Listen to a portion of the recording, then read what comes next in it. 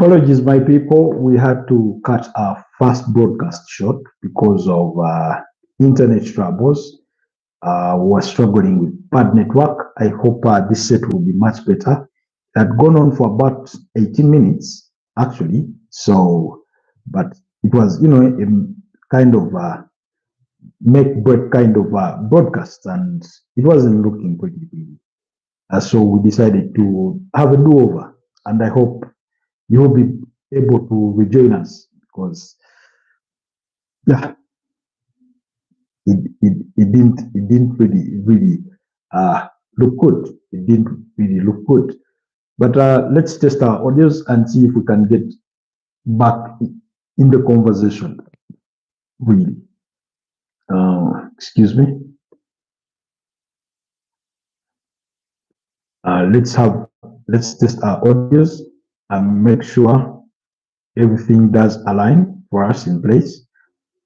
And I hope that the network will be kind to us this time around. And hope that the network will be really kind to us. Because without it, there's only so much we can do. There's only so much we can do. There's only so much we can do. But good to be back. Good to be back. Again, do I need to repeat myself? Perhaps I need to do. But welcome back to the Football Tribe YouTube channel. Robert Kesakos is your usual suspect. It's yet another beautiful morning. It's now 11:15 a.m. Of course, like I said, we had to cut short our initial live broadcast due to internet problems, connectivity problems. We are struggling to, to have a consistent feed. But let's hope we can be consistent this time around, that we can have a better stream. Anyways, like I said, our major focus is going to be on the UEFA Conference League, which does get underway tonight. They're in Warsaw in that's Poland at a stadium called Stadion Miejsk, something like that. I'm not Polish, so if I'm mispronouncing these words, it's because I'm simply trying to read them in English. But kindly bear with me. So, but before we get started in all today's conversation, I want to say thank you to our usual suspects. I want to say thank you to our new community members. I want to say thank you to the new subscribers who did join us during the course of this week, those that came yesterday, those that are going today morning. It's a pleasure having you. It's a pleasure having you with us. I'm much appreciated for the love and support. I want to send a special shout out to Peter Parker. He was with us last night, one of the people that was with us last night for yesterday's broadcast that went on for about an hour and I think 42 minutes. Yes, for about an hour and 42 minutes. Very, very fruitful discussion that we did have with him, with all the other members that were on, Mr. Leo, John Hickey, Mario Momoto, and everybody else that was able to join us last night. Those that were with us all the way throughout, and those that joined us in bits here and there, we do appreciate your love and support. We do appreciate the time that you do take. And also, I want to say thank you to all those that do watch our content much later after it has been a broadcast, after the live broadcast has ended. We do not take your love and support for granted. I really, really appreciate it. Once again, I'm coming to you live from Kampala, Uganda. Thanks for being with us on yet another broadcast. But let's hope we can be successful with this one. And like I said, this for me, this is the desirable fixture, if not the most preferred, in as far as this competition is concerned. Of course, we all know it is the third tier competition of UEFA. That's UEFA Champions League, UEFA Europa League, and now the UEFA Conference League. That was only introduced a couple of years ago. West Ham being one of those teams that won it, and I think the other team to win it was what, Olympiacos, possibly. So it does come a bit just in time on Wednesday, and we're going to see Chelsea up against Real Betis. Both managers are, of course, Manuel Pellegrini on the technical bench or on the touchline for Real Betis is the most experienced, having had a stint, of course, with Malaga, having had a stint with Manchester City in the UK, where he won the Premier League. I think that was in 2014, and that's the season. So really, a manager that has a good amount of experience. He guided Real Betis to a sixth place finish on the La Liga standings this season, and that means that they've already qualified for the Europa League.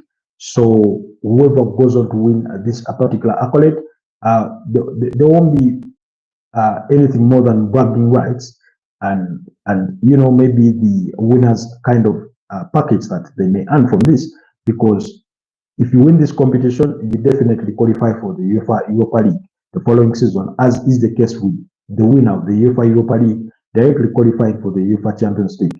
So, but Real Betis have already qualified for the UEFA Europa League next season by the virtue of the fact that they finished sixth on that Spanish La Liga log. And then Chelsea have already qualified for the UEFA Champions League after finishing fourth on the Premier League table. So the writing is on the wall that both teams will be in Europe next season, one in the UEFA Champions League and the other in the UEFA Europa League. I mean, there's nothing more true to that than the kind of investment that both teams have. Of course, we are looking at a Chelsea side that has nearly £1 billion or over £1 billion in terms of squad size and everything, what they've spent.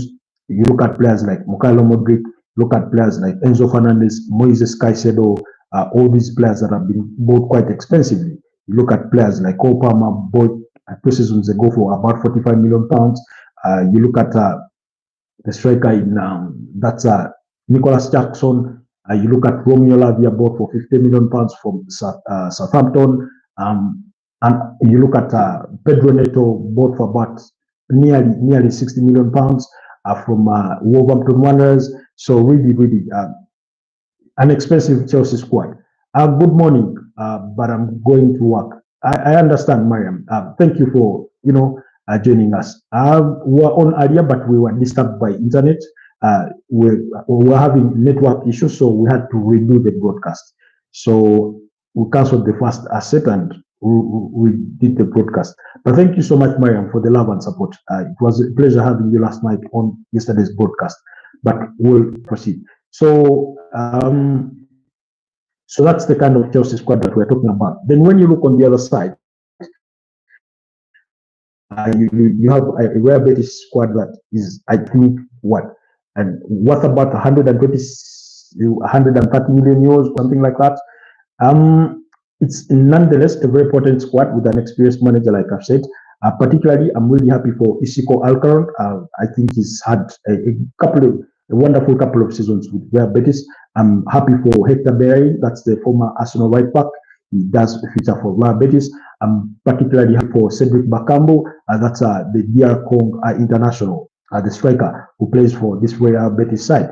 Never mind that this season has not really been good for him, Cedric Bakambu, because he's not scored so many goals. I think he's only scored only 2 and assisted 2. That's for Cedric Bakambu in as far as La Liga is concerned. 25 appearances, 2 goals and 2 assists. So it's not been a good season overall, but I do feel happy for him that they are here in the finals of this competition. When it comes to a final, I mean, finals are usually the kinds of games that tend to trump form, size of the team, and that kind of thing, history, and everything that you may come to think of.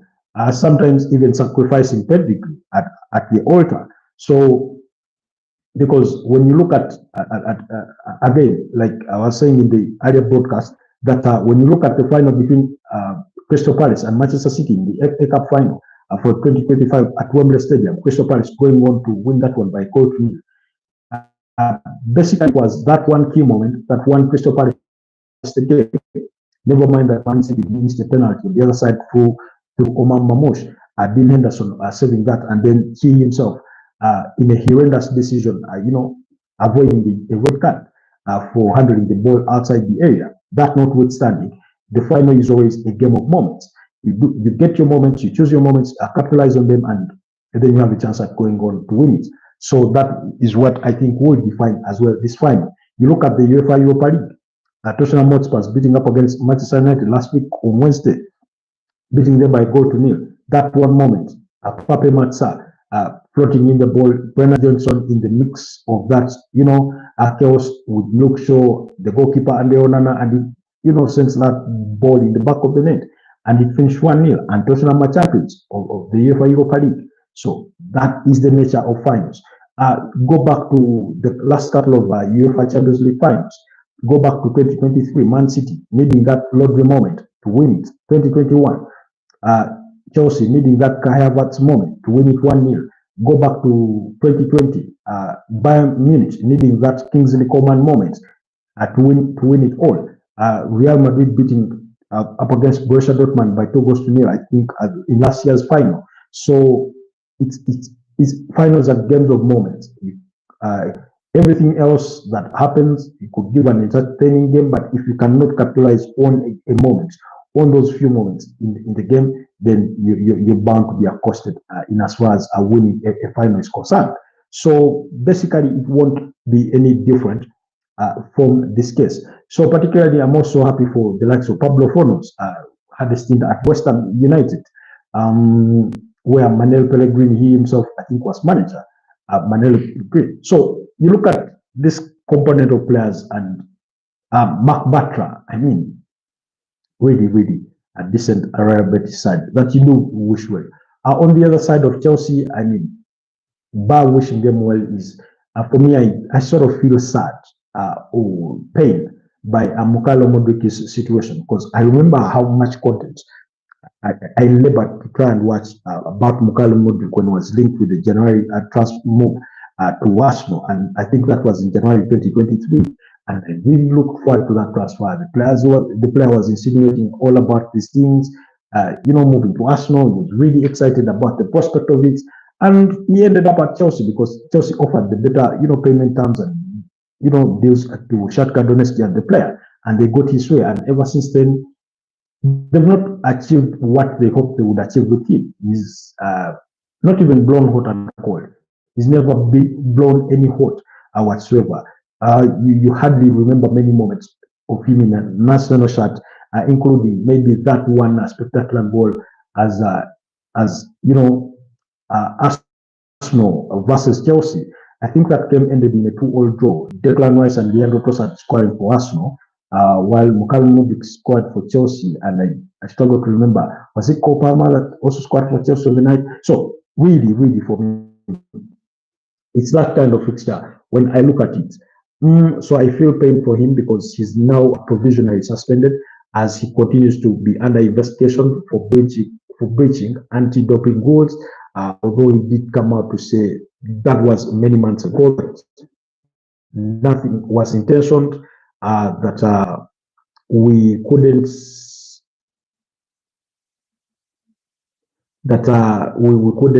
do what, like, he did not intend it. So really, while that was not intention, you sort of feel for him that he's had to sit all this time out, and he's been a crucial part or component of this Chelsea side, especially at the group stages. Seeing them through him, Mukalo Modric, there's a striker called Gehi, then there's João Felix, who is since joined AC Milan for the remainder of the season, and that kind of thing. So you sort of feel bad him that he's found himself in this kind of situation. He would have really loved to play in that final. In fact, Enzo Maresca was surprised to learn that Mukalo Modric made it to Poland before the rest of the Chelsea squad. Remember, he's been on the sidelines of the team because of that provisional suspension. So with that in mind, it sort of gotten him on the sidelines. So he flew out first ahead of the Chelsea squad because he wants to be there and watch it. He's been a crucial member of that squad, and as far as getting to this stage is concerned. So that's for me why I feel a bit bad for him. Going onto the pitch, like I said, pound for pound, I think Chelsea squad up to the rates at the Real Betis squad. And you're looking at a squad worth £1 billion versus a squad that is costs less than 200 million euros for the Real Betis. But that notwithstanding, it doesn't mean that they cannot compete. And let's now look at the probable. We all know how they got here. Real Betis knocked out Fiorentina 4-3 on aggregate, beating them 2-1, 2-1. in Spain, and then they went to Fiorentina in Italy, lost by 2 goals to 1 in normal time, and then scored in extra time to equalize 2-2. So eventually they advanced to the finals. Chelsea knocked out Jagaden, beating them home and away 4 goals to 1 and 1 goal to 0, respectively. That is away from home and at home at Stamford Bridge. That Chelsea side that had Chepong, Joshua Chepong. Then you had Bernard Bandiashili starting. You had Tariq George starting for that Chelsea side. However, we do expect a very, very strong starting 11 from Chelsea, especially now that they've sealed, the season with the UEFA Champions League qualification. What better way to finish strong by adding a piece of silverware to your run? And Chelsea would become the first team to win all 3 UEFA competitions, because they won the UEFA Champions League on 2 occasions, in 2012 beating up against Bayern Munich in the finals on penalties, and then beating up against Man City in 2021 for the UEFA Champions League. Then the UEFA Europa League, they won it in 2013, beating up, I think, against Benfica by 2 goals to 1. At the time, they were under the interim charges of Rafael Benitez Maudes. And then in 2019, when they were beating up against Arsenal by 4 goals to 1 in Baku, Azerbaijan. So at the time, I think they were in 2019. That beautiful result, for Chelsea versus Arsenal. So really, they are looking to win the UEFA Conference League and become the first team to win all 3 UEFA competitions. For those of you that do remember, in that respect, I remember Unai Emery looking sort of humiliated or embarrassed. Yes, Chelsea were under the charges of Mauricio Sarri at the time. For those of you that do remember, the smoking Italian. Anyways, so they are looking to be the first team that wins all 3 UEFA competitions. That's the record they are looking to set. And then, so in terms of probable lineups, we do expect Philippe Jurgensen to remain in goal for this competition. The centre-back pairing of Tosin Aderabio and Bernard Badiashile, but I wouldn't be surprised if one of them is pulled out for Levi Colwill. Then Marco Cucurella and Richie James at left back and right back, respectively. Moises Caicedo at the pivot of midfield alongside his partner in Enzo Fernandez, and then ahead of them, Cole Palmer, Noni Madueke on one side, and Jadon Sancho on the other. No, in fact, maybe Pedro Neto could be slotted in ahead of Noni Madueke, but I mean, why not give him a chance to go all the way? And then Nicolas Jackson to lead the lines for Chelsea. On the side of Real Betis, we do expect Adrian, we do expect Yusuf Sabal, Mark Batra, Nathan, Ricardo Rodriguez in that back 4, and then in midfield of Johnny Cardoso and Pablo Fornals, and then ahead of them is Isiko Alcaron, Anthony on one side, and then Abed on the other side, and then Cedric Bakambu. So, but I think the biggest power tool for this Real Betis side is the experience of the manager, Manuel Pellegrini, but also the form of Anthony, who has been involved in 9 goals and provided 5 assists in as far as the last couple of months are concerned, 4 months, ever since joining Real Betis on loan for Manchester United. And he says he's happy. He was depressed at Manchester United.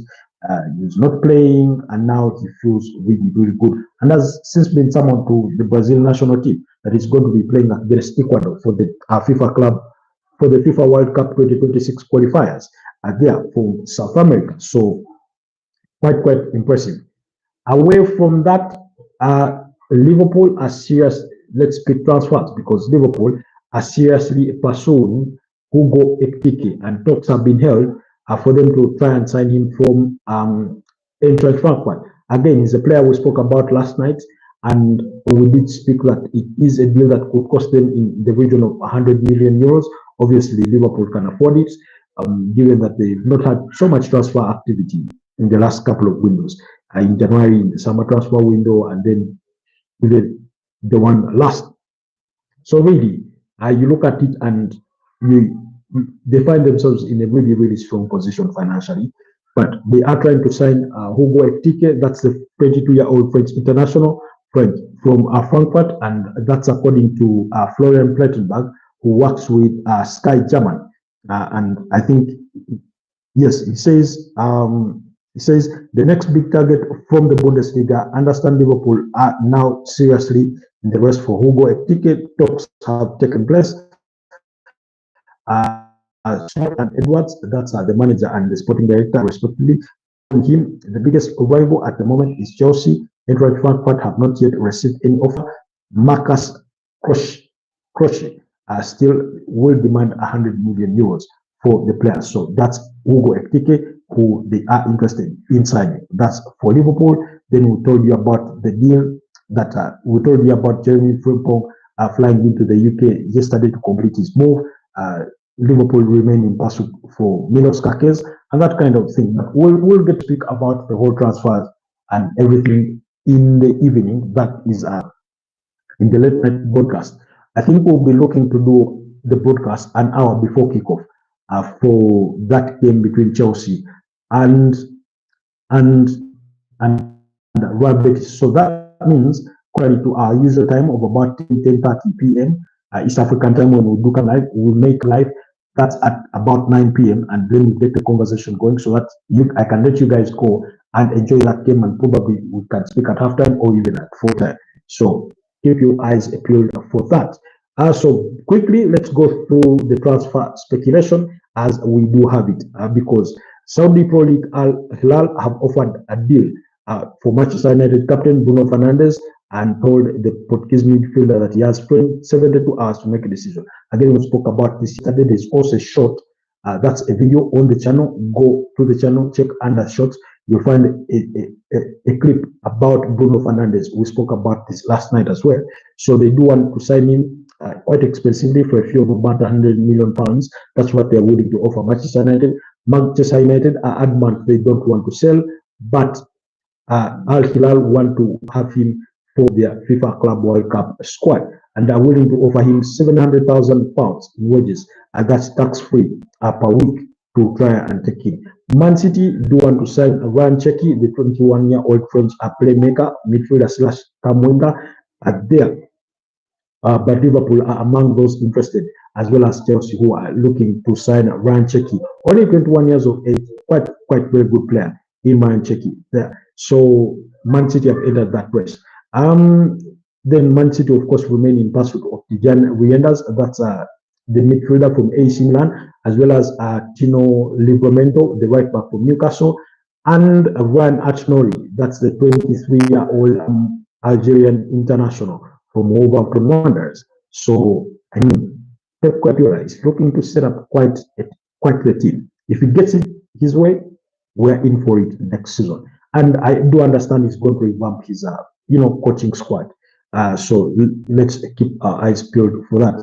Everton have joined Leeds in wanting Newcastle's 33-year-old England striker Callum Wilson, who is out of contract next season. And Newcastle are trying to offer Callum Wilson a new contract, but that is still under negotiations. Let's wait and see. Tottenham have been offered the chance to sign 29-year-old Bayern Munich and German winger Leroy Sané, who will become a free agent at the end of the month. I remember Leroy Sané and Bayern Munich are still engaged in contract talks. They are yet to agree to terms. So that's why Bayern Munich has lined up options for potential replacements, who include Cody Gakpo from Liverpool, Kaoru Mitoma from Brighton, as well as Rafael Leao from AC Milan. Xavi Simons also being named in a similar body there. And then Liverpool manager Arne Slot wants to keep 26-year-old Netherlands forward Cody Gakpo despite interest from Bayern Munich. That's according to the Mirror. While Aston Villa looks set to sign Feyenoord's 18-year-old Dutch striker Zepquino Redmond on a free transfer. Yes, that news did break yesterday. And then Arsenal failed talks with Sporting striker Victor Gyökeres's agent in Lisbon and made a £59 million offer to sign the Swedish international. That's according to reports from Portugal. While Manchester United have agreed the framework of a deal for Ipswich Town is Liam Delap and are waiting for the England striker to decide his next move. That's according to ESPN. And then lastly, but not least, Manchester United are leading contenders to sign 16-year-old Southampton defender Harley Emden James, but first competition from Chelsea, Tottenham, as well as Arsenal. That's according to the Mail. And then Portuguese forward Cristiano Ronaldo, 40-year-old, is expected to leave the Saudi Pro League side Al Nassr and sign for a new club to play in the Club World Cup, which starts in June 15th in the USA. So that's according to the Telegraph. Yes, once again, we spoke about Cristiano Ronaldo and his cryptic message on social media that he put out just the other day, and perhaps if I'm to repeat it for you, here's what he had to say on his channel, on his social media. That's the man himself, Cristiano Ronaldo dos Santos. He did say, "This chapter is over. The story, question mark, still being written, for stop, and grateful to all." So that's what he had to say. Quite a cryptic message, but we discussed all that in last night's broadcast, but we'll labor to dive more into some of that going forward. For now, allow me to wish you a wonderful rest of the day. It's always a pleasure having you. I will keep this short to 26 minutes because we had already eaten up another 18 minutes earlier on in that broadcast that we lost due to internet glitches. But we hope for better next time. It's been a pleasure having you. Greetings to you, Mariam. Greetings to all usual suspects that are always with us. Thank you so much for the love and support. Allow me to wrap it here and wish you a wonderful rest of the day. Let's catch up later in the evening and in the course of the day, because we do put out content under our short section. I will be looking to put out more content for you to keep you abreast on all matters, transfers, and speculation in regards to your respective teams. We're going to be talking matters UEFA Champions League after the UEFA Conference League final. We'll begin that conversation. We'll also look to have the conversation about the FIFA Club World Cup that begins June the 15th until I think July 30th, when the final will be played in the USA and that kind of thing. So keep tuned to the channel, and I'll keep you abreast on all those matters and much more. Stay blessed for now. Have yourselves a wonderful rest of the day. Bye bye.